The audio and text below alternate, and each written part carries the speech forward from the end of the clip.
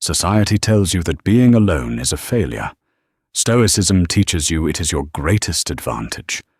What if the very thing you fear, staying single, is actually the ultimate cheat code for unbreakable peace, absolute freedom, and unstoppable personal power?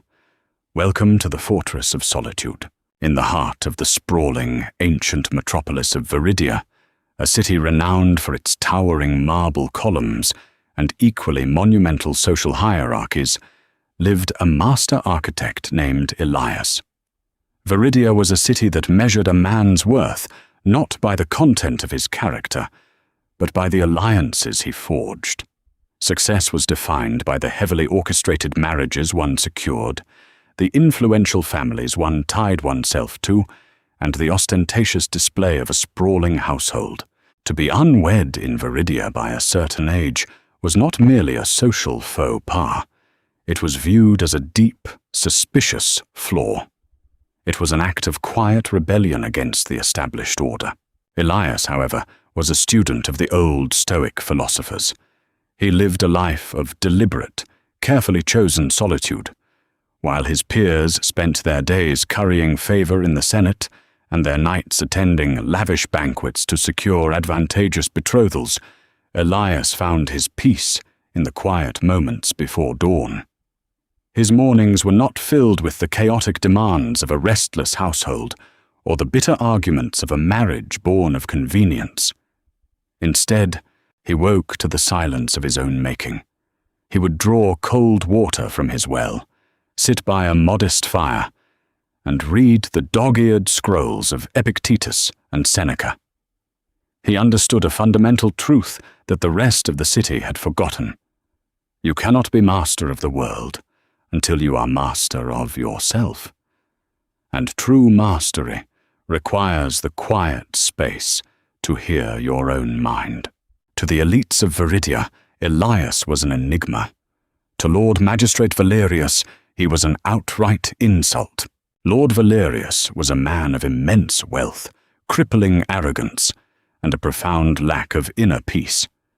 He was the highest-ranking official in the city's Civic Planning Council, a man who possessed 4 wives through various political alliances, a dozen squabbling heirs, and a sprawling estate that required a small army to maintain. Valerius was the embodiment of the societal ideal, yet his eyes were always darting, his temper was notoriously short, and his decisions were heavily biased toward the wealthy elite who funded his extravagant lifestyle. He viewed the common people as mere stepping stones, and he wielded his authority with a heavy, prejudiced hand. The paths of the two men crossed frequently, as Elias was often contracted to oversee the structural integrity of the city's public works. During a crowded assembly in the Central Forum, under the blazing midday sun, Valerius sought to publicly humiliate Elias. The magistrate, draped in fine, gold-threaded silk, looked down from his elevated podium at the architect, who stood quietly in a simple, dust-covered tunic. "Tell me, Elias." Valerius boomed, his voice echoing off the marble facades, dripping with condescension. "I see you have designed a flawless arch for the new basilica, a beautiful structure. Yet it is a pity you cannot build a household of your own. You have no wife to greet you, no influential father-in-law to elevate your status, no sons to carry your name. A man without a household, without attachments, is a leaf blowing in the wind. He is a stray dog in a world of pedigrees. When will you stop living half a life and join society as a proper man?" The crowd murmured, the sycophants laughing politely at the magistrate's mockery. The pressure to conform hung thick in the air, a suffocating blanket of societal expectation. Elias did not flush with embarrassment. He did not bow his head, nor did he raise his voice in defensive anger. He applied the Stoic discipline of assent. He recognized Valerius's words merely as air moving through a larynx, shaped by the ignorance of a man who equated invisible chains with success. Elias looked calmly up at the arrogant authority figure. "A dog on a leash may eat from a golden bowl, magistrate," Elias replied, his voice steady and carrying easily over the hushed crowd. "But he still wears a collar. You mistake my solitude for emptiness, but it is, in fact, an untethered freedom. I am married to my craft, to my principles, and to my peace of mind. I require no alliances to validate my existence. My foundations are built on stone, while yours seem to require constant, exhausting maintenance." Valerius's face darkened, a flash of genuine fury crossing his features. The subtle implication that the magistrate's life was a precarious house of cards struck a nerve. He scoffed loudly, waving a dismissive hand. "Poetry from a lonely man. We will see how your peace of mind serves you when you are old, isolated, and irrelevant." As Elias walked away from the forum, he felt no sting. The encounter merely reinforced his stoic resolve.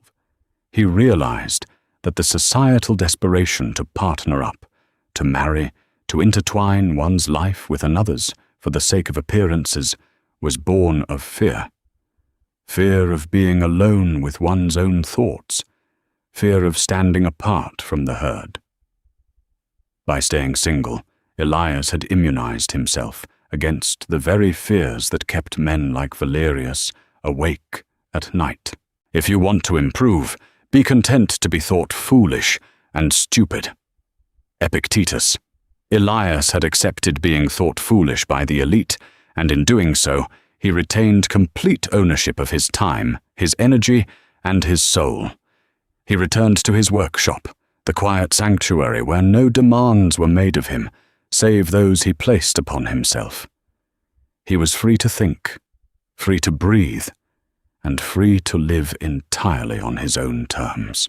The beauty of remaining single, Elias discovered, was not merely the absence of conflict, it was the presence of an immense, untapped reservoir of resources, time, energy, and wealth, which were typically siphoned away by the endless compromises of a conventional family life, and the demands of social posturing remained entirely within his control.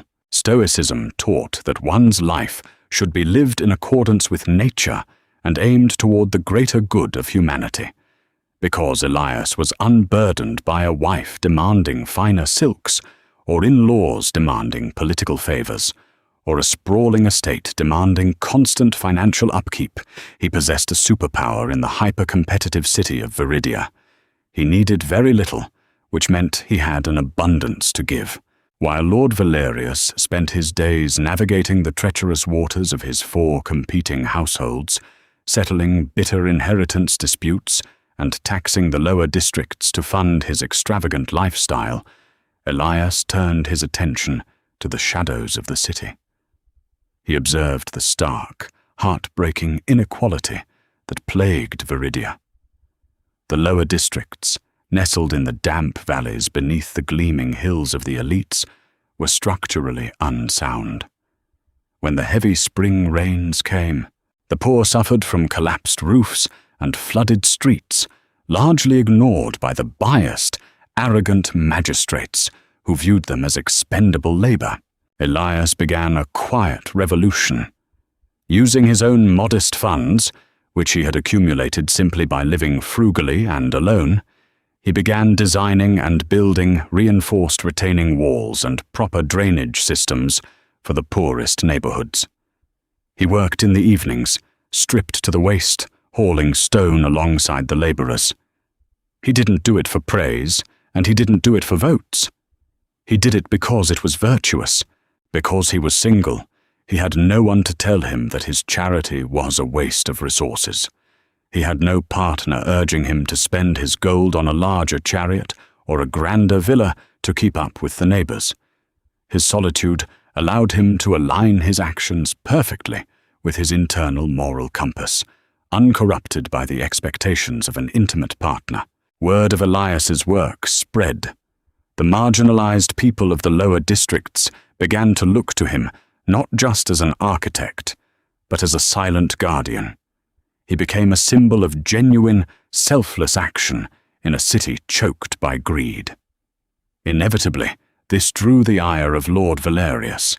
The magistrate despised anything that empowered the lower classes, viewing their misery as a natural consequence of their low birth. Furthermore, Elias's selfless actions starkly highlighted Valerius's own corruption. Valerius summoned Elias to his lavish, over-decorated office. The room was suffocatingly warm, filled with the scent of heavy perfumes and the clutter of imported artifacts. Valerius sat behind a massive mahogany desk, looking exhausted. Dark circles ringed his eyes, the result of a recent, vicious political battle orchestrated by his second wife's ambitious family. "You are disrupting the natural order, Elias," Valerius spat, bypassing any pleasantries. "You are wasting your resources on mud-dwellers. Why? If you have surplus coin, you should be investing it in trade or buying a position in the Senate. You could secure a wife from the house of Corvinus with that gold. Why do you insist on this pointless, solitary squalor?" Elias stood relaxed, observing the profound physical toll that a life of constant, attached ambition had taken on the magistrate. "The natural order you speak of, Valerius, is merely a system designed to keep you comfortable at the expense of others," Elias replied smoothly. "You view relationships as transactions. You view marriage as a ladder. You view children as insurance. But what happens when the ladder breaks? What happens when the insurance demands a payout?" Valerius slammed his fist on the desk. "You speak out of turn, builder. I have an empire of flesh and blood. I have alliances that span the continent. You have nothing but a quiet house and a few grateful beggars." "I have my sovereignty," Elias stated, his voice a calm counter-melody to Valerius's shouting. "I do not have to compromise my morals to appease a wealthy father-in-law.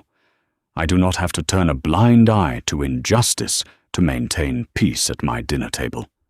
You believe your attachments are your armor, magistrate. But in truth, they are your vulnerabilities. You have given 100 different people a leash around your neck, and you call yourself a king." This was the core of the Stoic perspective on staying single. It was not a rejection of love. It was a rejection of the compromised, transactional bondage that society disguised as love. By maintaining his fortress of solitude, Elias ensured that no one could use his affections as leverage. He could not be blackmailed, he could not be extorted, and he could not be pressured into abandoning his principles. He was structurally sound, a monolith of independent thought. Valerius sneered, waving his hand to dismiss the architect. "Enjoy your sovereignty, Elias.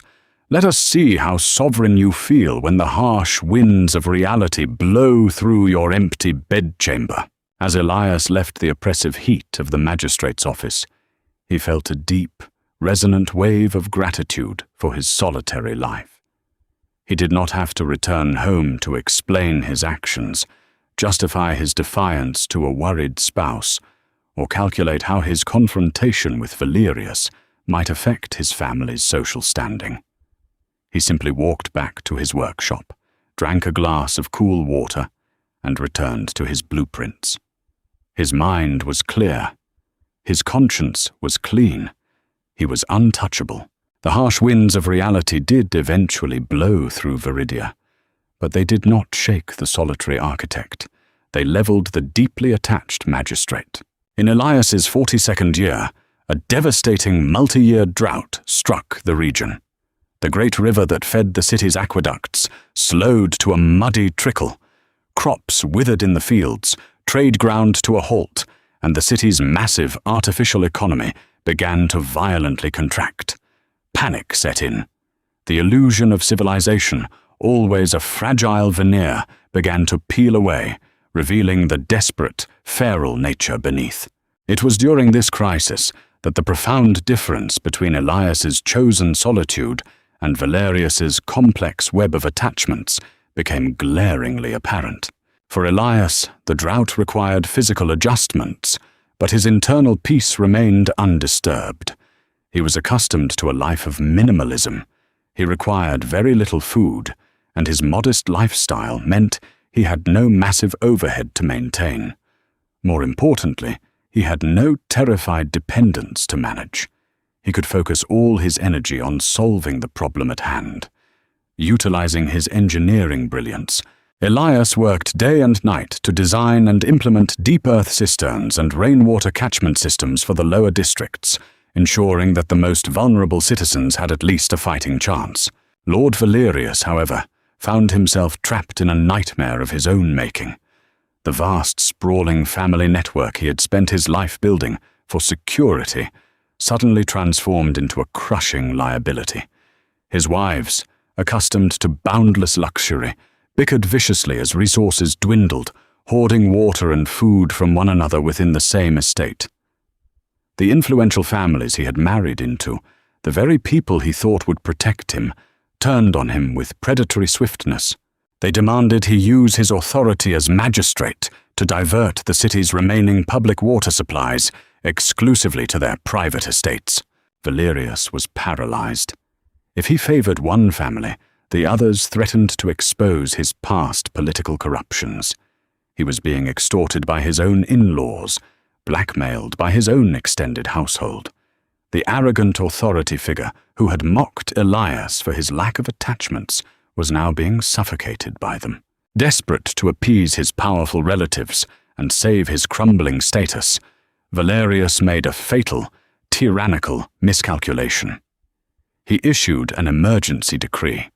The city guard was ordered to seize control of the newly built deep earth cisterns in the lower districts. The water designed to keep the poor alive was to be forcibly transported to the estates of the elite. When the heavily armed city guard arrived in the lower districts, spears in hand, ready to smash the cistern locks, they found a single man standing in their way. Elias stood calmly before the iron gates of the main water reserve. He held no weapon. He wore his simple, dust-covered tunic. Yet he radiated an aura of unshakable, terrifying calm. The crowds of the lower districts, gaunt and desperate, gathered behind him in absolute silence, watching the architect. Valerius himself had arrived on a gilded palanquin, looking gaunt and desperate, his silk robes hanging loosely on his frame. He pointed a trembling, rage-filled finger at Elias. "Step aside, builder!" Valerius shrieked, his voice cracking, devoid of its former booming authority. "This is a decree from the highest office. Step aside, or you will be arrested for treason. I will strip you of your wealth. I will have your name erased from the guilds. I will destroy your family."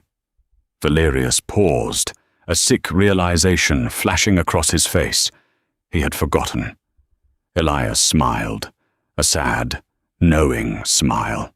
"You cannot destroy a family I do not have, Valerius," Elias said calmly, his voice echoing in the tense silence. "You cannot strip me of wealth I do not care about. You cannot erase a reputation that means nothing to me. I am a single man. I stand here with nothing to lose but my life, and as a Stoic, I made peace with my mortality long ago." Elias took a slow step forward. The guards, unnerved by the sheer lack of fear in the man, instinctively took a step back. He who fears death will never do anything worthy of a man who is alive. Seneca. "Look at you, magistrate," Elias continued, his voice ringing with quiet power. "You built a fortress of people, of alliances, of marriages. You sold your soul for status, thinking it would make you a king. But right now, your wives hate you, your allies are extorting you, and you are so terrified of losing their approval that you are willing to slaughter the innocent just to water their gardens. You are not a master of this city. You are a slave to your own attachments." The words struck with the force of a physical blow. The karmic retribution was absolute. The arrogant authority figure was entirely stripped of his power not by a sword, but by a mirror held up to his own fractured existence. The captain of the guard, a man from the lower districts who had watched Elias build the very walls around them, slowly lowered his spear. He looked at the trembling, panicked magistrate, and then at the solitary, unbreakable architect. The choice was obvious. "We will not open the gates, my lord," the captain said, turning his back on Valerius. The rest of the guards followed suit, lowering their weapons and forming a defensive line around Elias and the cisterns. Valerius collapsed back into his palanquin, his face pale, his breath shallow. In that moment, his entire world unraveled. His political career was over. Without the water, his powerful in-laws would abandon him to the angry mobs. The carefully constructed web of relationships that he believed was his greatest achievement had become his executioner. Elias remained standing, single, unattached, and profoundly free. He had not sought out a fight, but because he possessed the ultimate autonomy, he was the only man in Viridia capable of winning it. He proved that the ultimate cheat code in life is not finding someone to lean on, but learning how to stand completely, unshakably, on your own 2 feet. The rebellion at the cisterns was merely the first domino to fall. While the drought lingered for another grueling 6 months, turning the surrounding farmlands into cracked, desolate wastes, the internal balance of power in Viridia collapsed with terrifying, spectacular speed. Without the heavy enforced hand of the city guard to maintain his artificial supremacy, Lord Valerius's empire of attachments rotted from the inside out. The very network of alliances he had spent a lifetime cultivating for security became the pack of wolves that tore him apart. Sensing the shift in the wind, his political allies in the Senate impeached him in a desperate bid to distance themselves from his tyranny. His 4 wives, women who had married the office and the gold, not the man, did not stay to comfort him in his disgrace. They raided his hidden vaults, taking whatever uncut gems and lightweight gold they could carry, and fled back to the protection of their respective families. They left him in the echoing, empty halls of his sprawling estate, entirely alone. When the angry mobs finally breached his gates, Valerius was cast out. The man who had judged his worth by the number of people tethered to his name was exiled into the harsh, unforgiving wilderness, with nothing but the clothes on his back. He died a forgotten, delirious pauper a few weeks later, screaming at phantoms, suffocated by the profound emptiness of a life built entirely on transactional relationships. When the rains finally returned to Viridia, they washed the dust from the marble streets, but they could not wash away the ruin. The old council was hopelessly fractured, the treasury was completely depleted, and the city's grand infrastructure was a crumbling hazard. A provisional senate was quickly formed from the ashes, a group of terrified men desperately seeking a savior whose integrity was unquestionable. Naturally, they summoned Elias. Elias walked into the grand senate chamber, wearing the same simple, dust-covered tunic he always wore. The morning sun streamed through the high, clear-story windows, illuminating the desperate, anxious faces of the senators seated in a semicircle before him. They looked at the architect not just as a builder of stone, but as a builder of order. They laid their offerings at his feet, the newly created position of High Magistrate, absolute executive control over the city's reconstruction, and the confiscated, sprawling estate of the late Valerius. And then, true to the deeply ingrained, inescapable habits of the Viridian elite, they offered him a bride. Cassian, the newly appointed head of the treasury, stepped forward, wringing his hands nervously. "We offer you my eldest daughter, Valeria," Cassian announced, attempting to sound magnanimous. "She is of noble blood, educated in the finest arts. This union will legitimize your new power, Elias. It will bind you to the ruling class and provide you with the stability of a proper household. A man of your new, monumental stature must leave a legacy. You must have heirs to inherit the new Viridia you will construct. Elias stood perfectly still in the center of the mosaic floor. He looked at the eager faces, realizing with a pang of pity that even after everything, they still did not understand the true nature of power. "I will rebuild your city," Elias said, his voice a calm, resonant baritone that easily filled the cavernous hall. "I will redesign your aqueducts and fortify your walls, but I will not take your title. I will not live in a stolen mansion haunted by a dead tyrant's greed, and I will certainly not take a wife to cement a political alliance."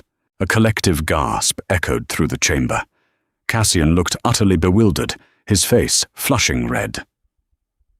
"But Elias, you cannot rebuild Viridia as a mere private citizen. You need the authority. And a man without a family, without a wife to anchor him, he is a ship without a harbor. You need a divided mind to understand the diverse needs of the people." Elias shook his head slowly, a sad smile touching his lips. "Cassian, you still believe that legacy is transmitted through fragile bloodlines and inherited real estate. That is the exact illusion that destroyed Valerius. You ask me to take a wife, to manage an estate, to entangle myself in your familial politics. Do you truly understand what that requires? It requires the very thing you just praised, a divided mind. And a divided mind cannot build a masterpiece." Elias began to pace the floor, his presence commanding the absolute, unwavering attention of every man in the room. "Consider the life of the attached man," Elias continued, his voice echoing off the marble pillars.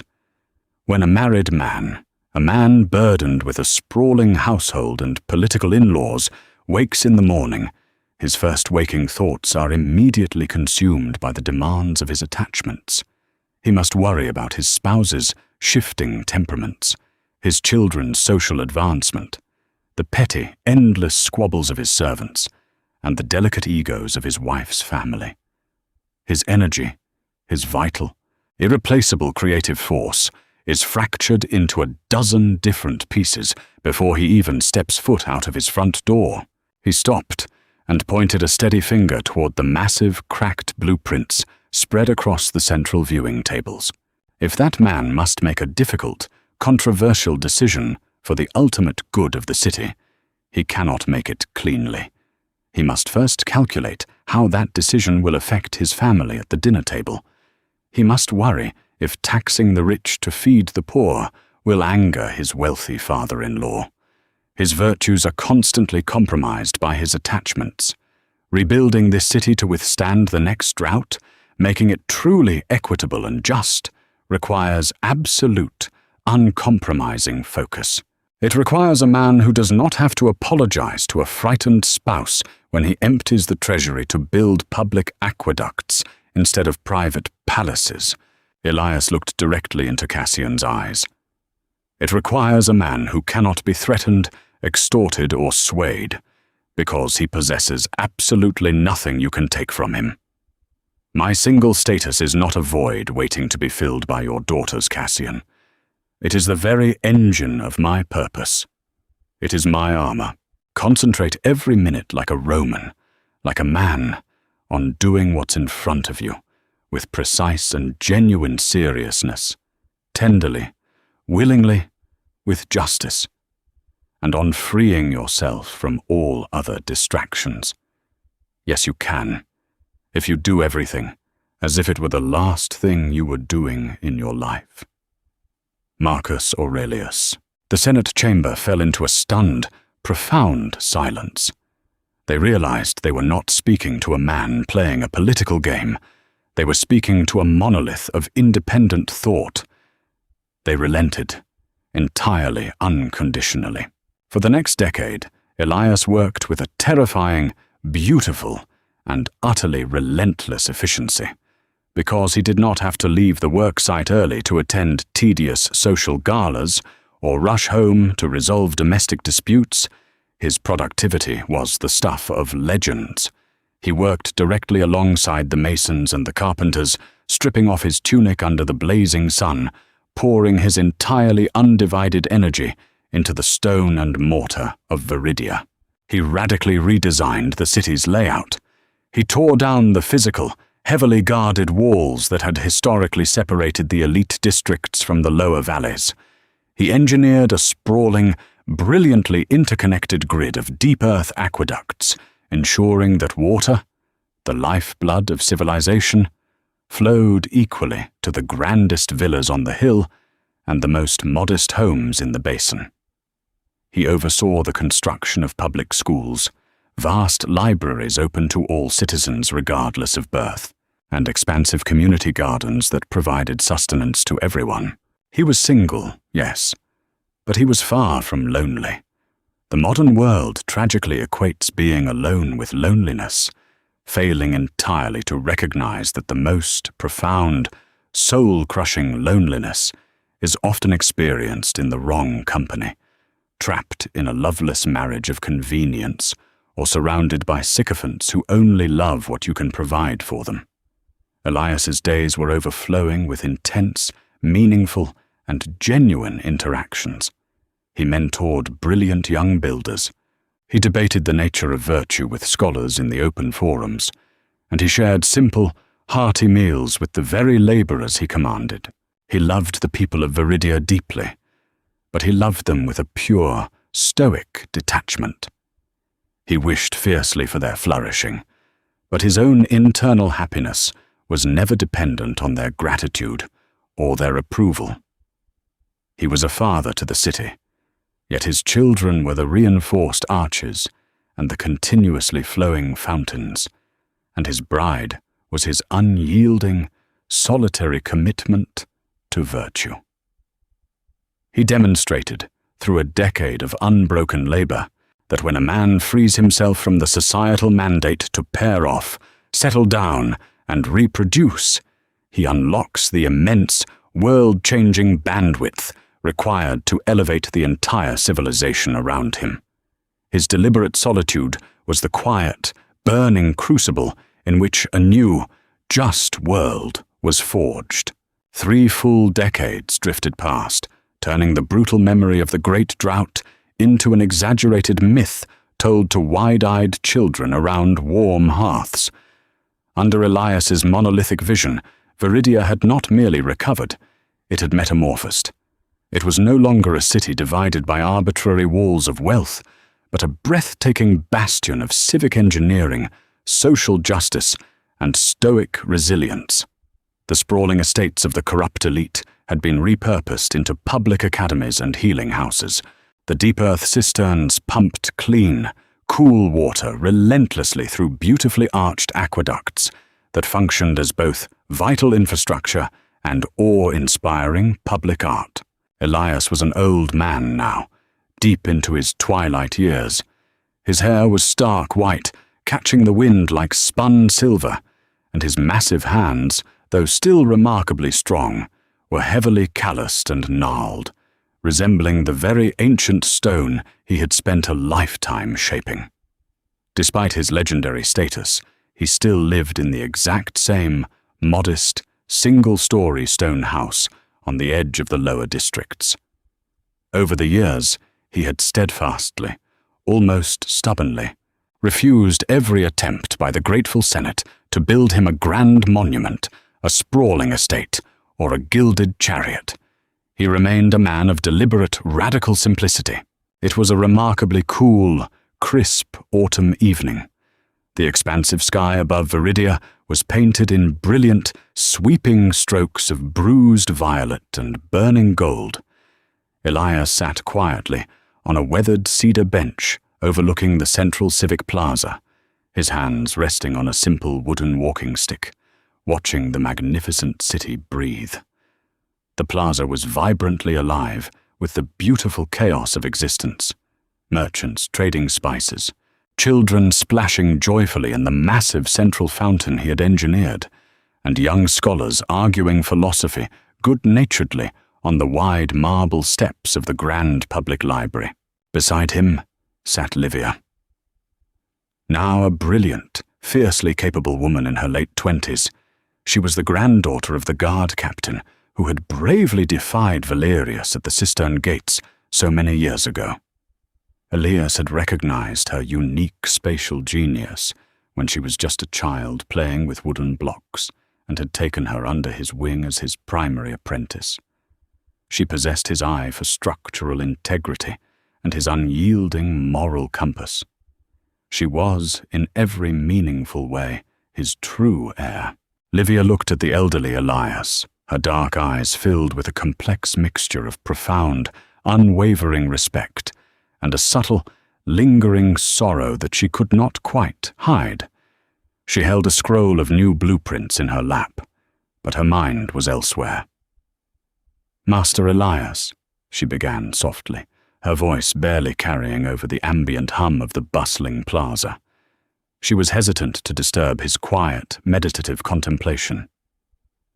"May I ask you a deeply personal question?" Elias turned his head, a warm, genuine smile crinkling the deep weathering around his eyes. "You have never hesitated to question a flawed foundation before, Livia. Speak your mind. What burdens you?"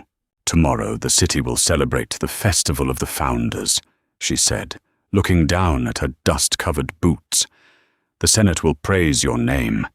Tens of thousands of people will sing songs of your engineering, but tonight you will walk back to your quiet house. You will light your own fire. You will eat alone. And when your time inevitably comes, which I pray to the gods is not for many, many years, you will not have a wife to hold your hand. You will not have biological children to weep by your bedside or carry your family name into the next century. Does the sheer silence of it never frighten you? Do you never, in the darkest hours of the night, regret not building a traditional family of your own? It was the ultimate societal question, the lingering ghost of the old Viridia. Elias let out a soft, breathy chuckle that sounded like dry leaves rustling on stone. He looked back out over the vibrant plaza, listening to the cacophony of life, the rushing, endless water, the uninhibited laughter of the children. "Livia," Elias said gently, his voice carrying the weathered, resonant timbre of absolute certainty. "Society has played a cruel, pervasive trick on humanity. It has convinced us that love and legacy are incredibly scarce resources, that they must be zealously hoarded within the strict confines of a single, isolated household, guarded by legal contracts and biological mandates. It has convinced us that if we do not possess one specific person who is legally and biologically obligated to mourn us, our lives were somehow empty, tragic, and meaningless." He leaned forward heavily, resting his weight on his walking stick, his pale eyes catching the golden light of the setting sun. "Do you remember the tragic tales of Lord Valerius?" Livia nodded solemnly. "He died in the wasteland. He died screaming for the wives and children who had abandoned him the very moment his gold and political leverage evaporated." "Exactly," Elias stated softly. "Valerius did absolutely everything society demanded of a successful man. He built a towering dynasty. He acquired beautiful wives. He produced a dozen heirs. He was utterly terrified of being alone, so he frantically surrounded himself with people. But he did not surround himself with love, Livia. He surrounded himself with dependencies, transactions, and mutual hostage situations. When he could no longer pay the heavy toll of those attachments, the fragile illusion shattered into dust. He died surrounded by the bitter ghosts of his own expectations. He was the loneliest man in the world, despite having a family tree that cast a massive shadow. Elias painfully lifted one arm and gestured to the sprawling, glowing city before them. "Look at this plaza, Livia. Look at the pure water flowing endlessly into the basin, keeping sickness at bay. Look at the grand library, where any child, no matter how poor their birth, can learn to chart the stars and study the ancients. Look at yourself, a master builder who will easily surpass me in every single metric." He placed a gentle, rough hand on her shoulder, an anchor of pure Stoic affection. "I chose to remain single not because I hated the world or because I was incapable of love, but because I wanted to embrace the world entirely. Because I did not narrowly bind my heart to one woman, I was able to give my entire, undivided heart to this incredible city. Because I did not spend my life frantically accumulating private gold to ensure the luxury of my biological heirs, I was able to build an enduring, equitable future for thousands of children I will never even meet. Let us prepare our minds as if we'd come to the very end of life. Let us postpone nothing. Let us balance life's books each day. The one who puts the finishing touches on their life each day is never short of time." Seneca. "I have balanced my books, Livia," Elias continued, a profound, unshakable peace radiating from his very core. "I will die in a quiet room. Yes, I will die a single, unwed man. But I will absolutely not die alone. My spirit is irrevocably woven into the very mortar and stone of this city. My teachings and my principles live fiercely in your mind. My legacy is not a fragile, diluted bloodline that will eventually fade into obscurity. My legacy is the enduring resilience, the justice, and the very heartbeat of Viridia itself." Tears welled in Livia's dark eyes, catching the twilight, but she did not let them fall. She finally, completely understood. She saw his fortress of solitude not as a cold, empty prison, but as a towering, brilliant lighthouse that had safely guided an entire civilization out of the Dark Ages. "You are right, Master Elias," she whispered, her voice thick with emotion. "You are, without a doubt, the wealthiest man I have ever known." Several months later, during the quietest hour of a deep winter night, Elias passed away in his sleep. His passing was perfectly serene, quiet, and entirely devoid of fear or struggle. He did not leave behind a squabbling family, violently fighting over a complicated will. He left behind a few dog-eared scrolls of Stoic philosophy, a set of perfectly worn drafting tools, and an entire metropolis that wept for him with a genuine, collective, and earth-shattering grief that no emperor or tyrant could ever force or command. Elias had beaten the ultimate societal trap. He proved unequivocally that staying single is not a tragic sentence to isolation. It is a profound, open invitation to untethered greatness. It is the ultimate freedom to build a life so vast, so impactful, and so deeply aligned with virtue that the quiet of an empty house becomes the most beautiful symphony a soul could ever hear. The solitary architect had not died alone. He had simply become immortal. Being single isn't a curse. It is the ultimate Stoic advantage. It's the freedom to build your character, protect your peace, and forge a legacy without compromise. You don't need society's permission to be whole. If this story changed your perspective on solitude, hit the like button to support the channel. Share this with someone who needs to hear that their peace is their power, and subscribe for more Stoic wisdom to forge an unbreakable mind.